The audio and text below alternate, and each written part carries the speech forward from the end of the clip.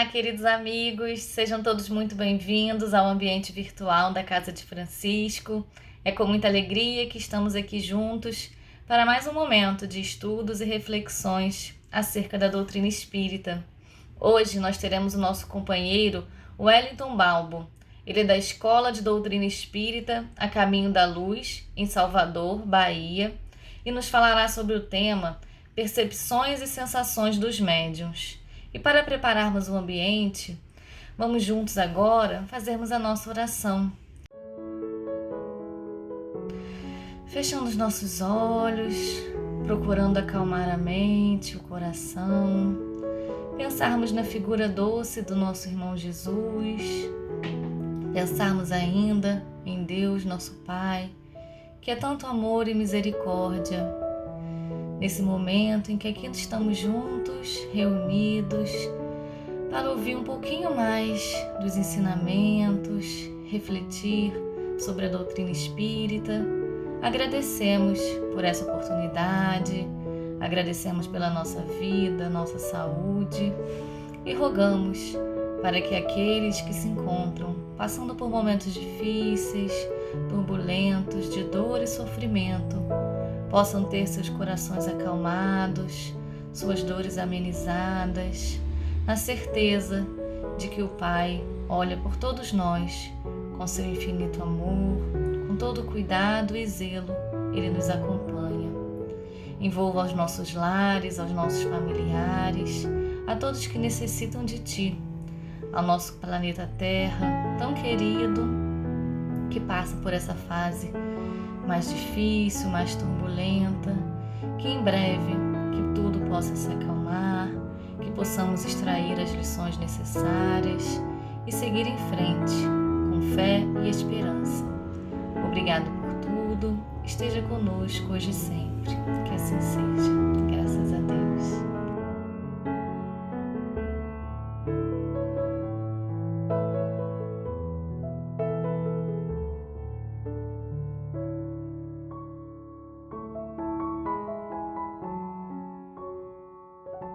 Olá, amigos do Jefa de Niterói. Meu nome é Wellington Balbo, sou de Salvador, da Bahia, e é um prazer estar aqui com vocês hoje, podendo refletir, podendo realizar algumas ponderações à luz da nossa querida e consoladora doutrina espírita. A minha gratidão a Marta, minha amiga, que sempre me convida para vir falar aqui com vocês, ao Fernando, que sempre nos recebe com toda a atenção, com todo carinho. Então, a eles a minha gratidão, e a você que nós tenhamos os próximos 30 minutos de estudo, de reflexão. Na realidade, a nossa intenção é apenas levantar uma ponta, para que você, estudioso da doutrina espírita, possa ir desenrolando todo esse carretel que nos leva ao conhecimento, que nos leva ao progresso, que nos leva ao avanço intelecto-moral. O tema de hoje, meus amigos, é sobre a percepção dos médiuns. E nos foi inspirado justamente por uma palestra que nós realizamos no GEFA, a percepção dos médiuns. E nós refletimos o seguinte: ora, existem percepção dos espíritos. Existe a percepção dos espíritos. Kardec dedicou um ensaio em O Livro dos Espíritos para tratar disso. Por que não realizarmos uma pesquisa de campo para tentarmos entender o que sentem os médiuns? No contato com os espíritos, o que eles sentem? Quando a mediunidade começa a aflorar, quais são, aspas nessa palavra, os sintomas que os médiuns têm? Como que nós podemos, dirigentes de casa espírita e até de outras vertentes religiosas, acolher essas pessoas que estão passando pelo aflorar da mediunidade? E se essas pessoas, esses médiuns, estabelecem contatos com espíritos sofredores, o que eles sentem? O contrário disso, se estabelecem contato com espíritos felizes, o que eles sentem? A literatura espírita ainda carece de obras, de estudos e de pesquisas nesse campo. Até porque nós ainda estamos conhecendo tudo aquilo que a mediunidade pode oferecer, pode nos trazer nesse intercâmbio, nessa ponte que se realiza entre os dois mundos. A bem da verdade, os médiuns, em muitos momentos da humanidade e ainda hoje, foram discriminados. Um amigo médium aqui na Bahia costumava dizer o seguinte: nós médiuns sofremos o bullying mediúnico, muito por conta do desconhecimento do tema. Esse tema é conhecido para nós, que somos espiritualistas, espíritas, mas a sociedade, de maneira geral, praticamente desconhece a mediunidade, que foi muito combatida desde a antiguidade e no século XIX começou, então, a sofrer uma espécie de repressão por parte da moderna psiquiatria. Eles começaram a combater os médiuns e a mediunidade em si, e por consequência disso o espiritismo, chamando de loucura espírita, dizendo que os médiuns eram alienados, que aqueles transes, na realidade, faziam parte de psicopatologia. E criou-se um ambiente de disputa entre a moderna psiquiatria, isso avançando no Brasil já depois de 1900, quando nós iniciamos aí o século XX, até mais ou menos 1950, esse combate, essa guerra, essa disputa entre psiquiatria e a doutrina espírita.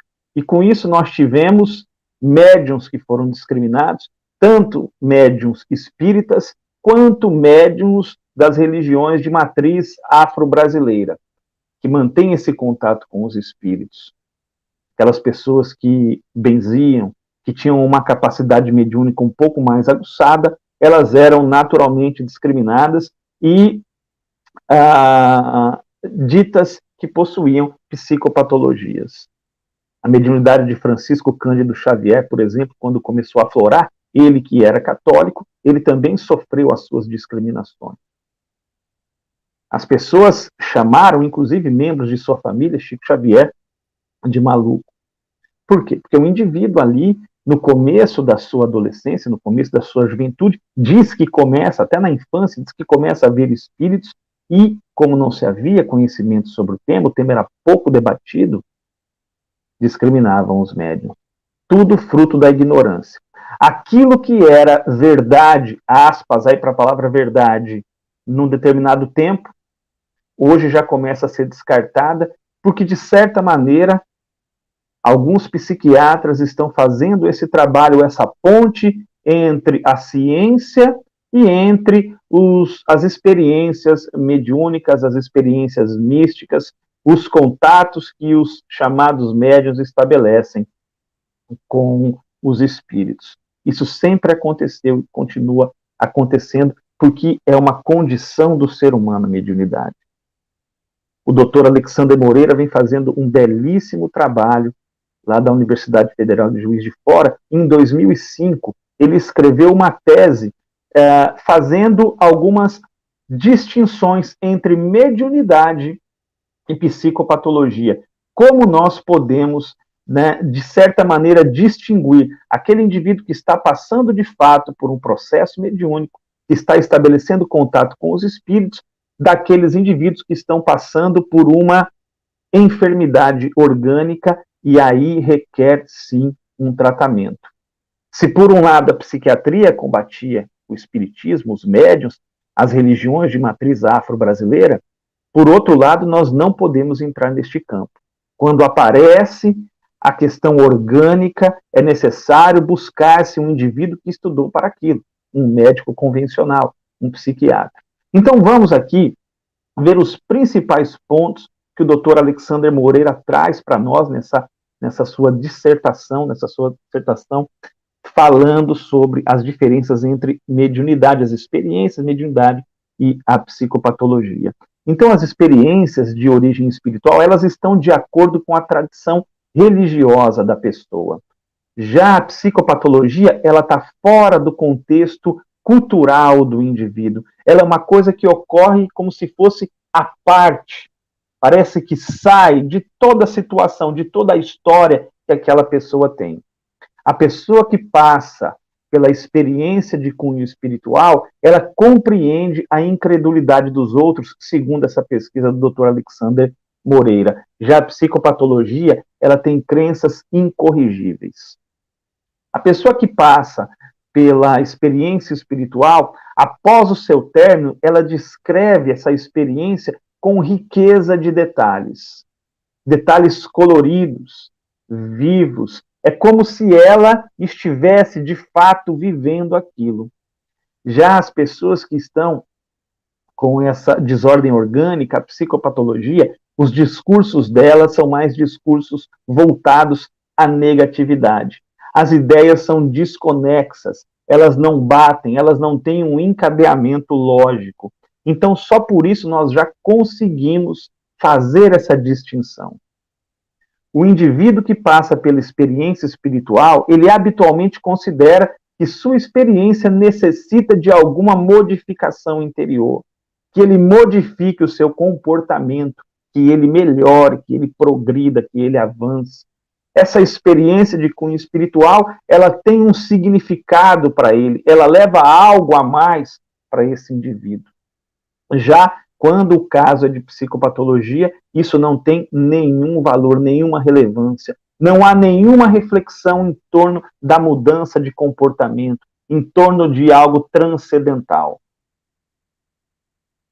O predomínio de alucinações visuais caracteriza aquele indivíduo que está passando pela experiência mediúnica, segundo a pesquisa aqui do Dr. Alexandre Moreira. É claro que há outras experiências, como o próprio Kardec catalogou em O Livro dos Médiuns. Já na psicopatologia, a presença de sintomas clássicos de esquizofrenia, alucinações. Nas experiências de cunho espiritual, o contato ele é estabelecido de maneira breve e a pessoa tem o controle sobre isso. Já nas psicopatologias, os contatos são largos, são demorados e a pessoa acaba perdendo completamente o controle. Olha quantas questões interessantes nos traz o Dr. Alexandre Moreira para nós pensarmos. Então, aquele indivíduo que está passando por todas essas situações, o que ele deve fazer, como ele deve se comportar? Naturalmente, as casas espíritas oferecem esse trabalho de atendimento àquelas pessoas que chegam, que estão passando por essas questões, e o dirigente espírita vai ter toda a condição de analisar o quadro e de bem encaminhar essa pessoa. Já há alguns meses, nós trabalhamos em 2 pesquisas. Uma nós realizamos com o nosso amigo lá do Rio de Janeiro, aí do Rio de Janeiro, o Marcos Braga, e a nossa ideia foi tentar entender como se dá o afloramento dessa mediunidade, o que as pessoas sentem e como elas fizeram para se reequilibrar, caso esse processo tenha sido um processo doloroso.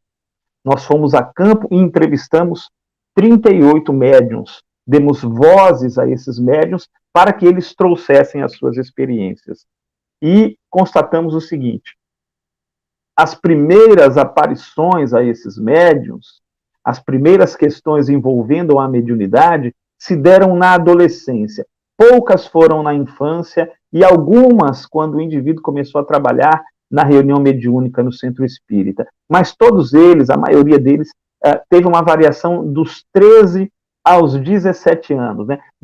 Na fase de pré-adolescência e adolescência, que essas pessoas começaram a ter aí alguns efeitos da mediunidade, elas passaram a sentir isso.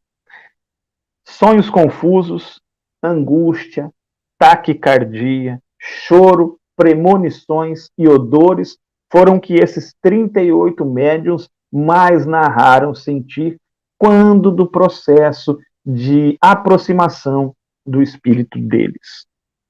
Para alguns o processo foi doloroso, com incômodos, apreensão, tristeza, dúvida, dificuldade de identificar os seus sentimentos. Foram questões que permearam toda a existência desses médiuns. E eu fico imaginando como essas pessoas devem ter sofrido. Por um lado, uma sociedade que, de certa maneira, rechaça o contato com os espíritos. O indivíduo procurava um médico e, vira e mexe, ele recebia uma série de exames para fazer.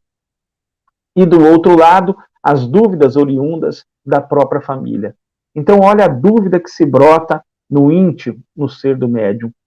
Qual caminho eu vou? O que eu vou procurar e como agir? Eu fico imaginando como essas pessoas devem ter se sentido. É por isso que é fundamental a aliança entre a ciência e a religião, ou melhor, a espiritualidade, a religiosidade, para que ambas possam caminhar juntas e acolher essas pessoas que estão passando pelo afloramento da mediunidade e que desconhecem todo esse processo. As pessoas, interessante que nessa pesquisa, esses médiuns entrevistados relataram que, embora outras religiões também tenham o transe, nós pegamos, por exemplo, as vertentes neopentecostais, ou a própria Igreja Católica, e existe o transe, algumas pessoas entram num processo de transe com os espíritos, mas eles não aceitam esse contato com os espíritos. Eles preferem colocar a responsabilidade em maus espíritos. Quando a doutrina espírita, ela vai além e mostra que o caminho se opera dos dois lados. Se os maus espíritos podem se manifestar, os bons espíritos também podem se manifestar. É uma via de mão dupla. A doutrina espírita, então, ela amplia, ela alarga todo esse horizonte. E essas pessoas, como esses 38 médiums, já que o processo deles foi um tanto quanto doloroso, desse aflorar da mediunidade, e aqui nós não queremos bater o martelo, há casos e casos, nós estamos falando especificamente dessa pesquisa com esses 38 médiums, como eles conseguiram um certo reequilíbrio.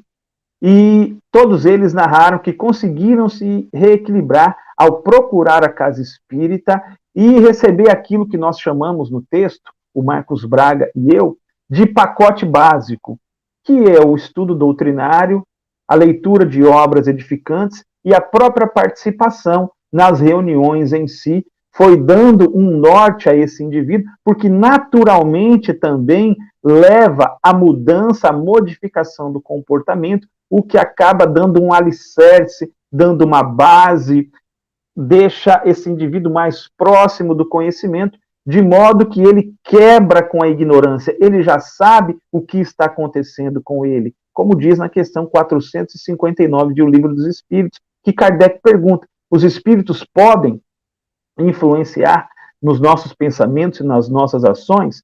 E os espíritos respondem para Kardec que sim, mais do que nós podemos supor. Então, aquela confusão de ideias, aquelas ideias embaralhadas, o indivíduo começa a entender que aquilo não é dele, que ele não está entrando num processo de loucura e que faz parte de um contato, de um intercâmbio com os seres invisíveis. Então, você estabelece, de maneira até psicológica, uma tranquilidade para essas pessoas. Eis a importância de nós, espíritas, dirigentes de casas espíritas, sabermos bem acolher e receber bem aqueles que chegam com a mediunidade em afloramento, com a mediunidade se desenvolvendo. Interessante que todos eles expressaram sentir medo. Eles expressaram sentir medo de ficar sozinhos, medo de entrar em transe em público e, o mais curioso, medo de ficar em locais com muita gente, em locais com aglomeração. Esse medo, essas pessoas relatavam que sentiam mal-estar, não ficavam bem, passavam muito mal ao estar nesses ambientes aglomerados. Isso nós podemos encontrar a explicação na lei dos fluidos que Allan Kardec nos traz.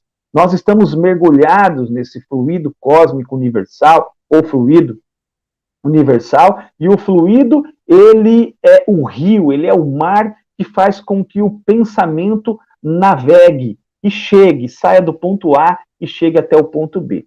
Então, imaginem vocês, um indivíduo que tem essa percepção um pouco mais acurada, um pouco mais apurada como os médiuns, ele num ambiente aglomerado, aqueles pensamentos múltiplos, plurais, de todos os tipos, trafegando nesses fluidos, e ele recebendo todas essas influências a depender do nível da sua, da sua capacidade mediúnica. Vejam como não é uma questão muito simples, e eles colocam aqui, e nós encontramos essa explicação prática nos fluidos que Allan Kardec nos traz. Então, nós falamos aqui dessa pesquisa com 38 médiums para nós abordarmos as sensações, as percepções, como esses médiums fizeram para se reequilibrar quando a mediunidade passou a aflorar.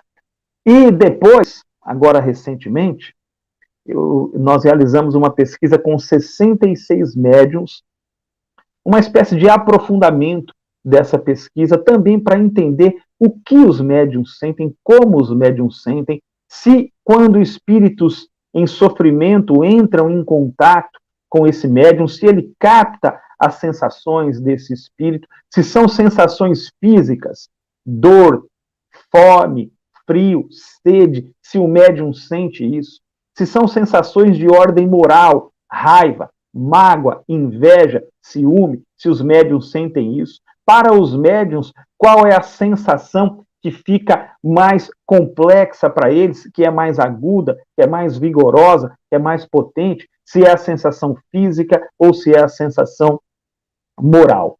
Então, no processo mediúnico, olha o que esses médiums narraram. 9 disseram sentir taquicardia, ou seja, eles sentem inclusive um efeito no organismo, o coração ele acelera. 4 narraram sentir tensão na nuca. 3 sentiram frio. 3 formigamento. 3 vontade de escrever. 3 sentem o corpo crescer. É como se eles estivessem num túnel observando o seu corpo e o corpo vai crescendo. E alguns também sentiram o corpo diminuir, é como se estivessem num túnel e o corpo vai diminuindo e eles vão ficando como se fosse em miniatura. A sensação do sofrimento do espírito, caso seja um espírito que esteja em sofrimento, o que essas pessoas sentem, o que esses médiums sentem, até para dar elementos para os dirigentes espíritas trabalharem bem com essas questões quando os médiums estiverem sentindo isso. Então, com relação aos espíritos em sofrimento, 14 médiums disseram sentir dores, caso aquele espírito que se aproxime esteja sentindo por alguma razão, esteja tendo a percepção de uma dor de cabeça, essa percepção acaba passando para o médium.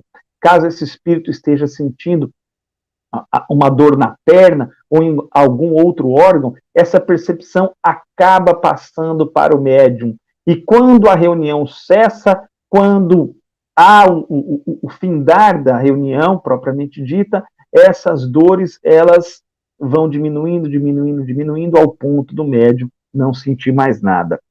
9 médiuns relataram sentir angústia, sentem angustiados, muitas vezes aí captando os sentimentos, as sensações desses espíritos.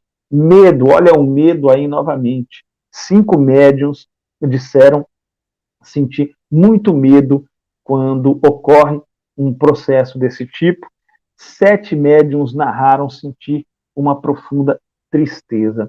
Então, nós encontramos também essa explicação nos fluidos.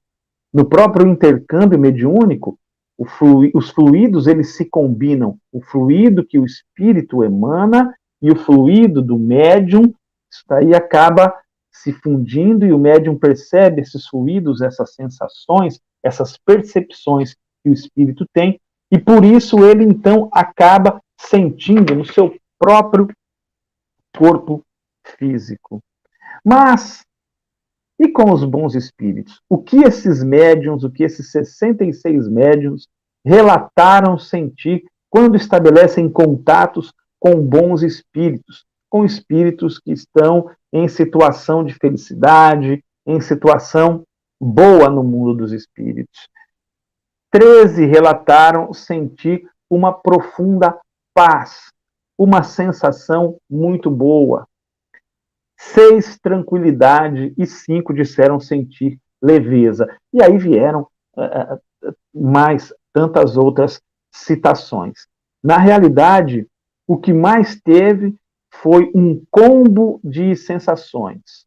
Os médiuns, quando entram em contato com bons espíritos, Segundo eles relatam, eles sentem tranquilidade, paz, leveza, segurança, sentimento muito grande de confiança, certeza na imortalidade da alma. Isso nos leva a desenvolvermos sempre os pensamentos positivos, a leitura edificante, a prática do bem, porque isso mobiliza os bons espíritos em nosso favor, porque isso atrai os bons espíritos até nós, porque isso chama os bons espíritos. Um bom coração chama os bons espíritos e, consequentemente, nós teremos essas sensações, que são provenientes, é claro, da nossa paz de consciência, mas também do ambiente que nós conseguimos colocar ao nosso redor, fruto dos nossos pensamentos, das nossas ações, daquilo que nós alimentamos para a nossa existência. E qual foi a sensação que causa mais impacto? As sensações físicas ou as sensações morais? Esses médiums sentem mais o quê? As sensações físicas ou as morais? As físicas nós podemos colocar como dores, fome, sede, frio. Isso nós podemos chamar de sensações físicas. As sensações morais, raiva, tristeza, angústia, ciúme e por aí vai. Chamamos de sensações morais. E a maioria das pessoas, dos médiuns entrevistados, responderam que as sensações mais fortes, as mais vigorosas, que eles sentem até com maior frequência, são as sensações morais. Isso mostra que os sentimentos, as emoções que os espíritos trazem, essas percepções que os espíritos têm do momento em que eles estão passando, isso de fato é muito forte e vai ao encontro dos estudos que Allan Kardec realizava, falando sobre a percepção e as sensações dos espíritos. Os sofrimentos dos espíritos, eles são mais fortes, eles são mais potentes de ordem moral. É claro que o espírito pode sentir dor, dor em algum membro, dor de cabeça, mas na realidade ele não sente a dor em si, é a percepção da dor. Ele tem a lembrança daquela dor que ele já havia passado quando encarnado. Então ela se reflete de modo que parece realmente que ele está sentindo aquela dor e ele sofre por isso. Todavia, as sensações de ordem moral, elas são muito mais intensas, porque a vida do espírito na erraticidade, ela se passa mais na questão moral. Os espíritos estão e eles sentem tudo isso. Angústia, raiva, mágoa, saudade, são sensações que realmente tocam os espíritos. Tanto é que Kardec também trabalhou muito essa questão. As preces que nós direcionamos, as lembranças que nós fazemos aqui, aqueles nossos entes queridos que já deixaram o mundo físico, tocam diretamente o coração dessas pessoas, desses espíritos, desses seres desencarnados e trazem a eles sensações de alegria, de felicidade, de lembrança. Ora, quem não quer ser lembrado? Quem não quer se sentir querido? Quem não quer, em algum momento de sua existência, saber que deixou um legado e que um ente querido que ainda está encarnado lembra com carinho? As preces, as orações que nós realizamos, é como se fosse um dengo, é como se fosse um abraço, um beijo num ser que nós damos, desses espíritos que estão desencarnados. Então, o que nós observamos, o que nós conseguimos extrair dessas pesquisas, dessa voz que nós demos aos médiuns, da importância de nós trabalharmos os nossos sentimentos, de nós trabalharmos as nossas emoções, não jogarmos para debaixo do tapete, mas ainda enquanto encarnados, trabalharmos todas essas questões, para quando chegar o momento da nossa partida, nós partamos equilibrados, nós partamos bem, tranquilos.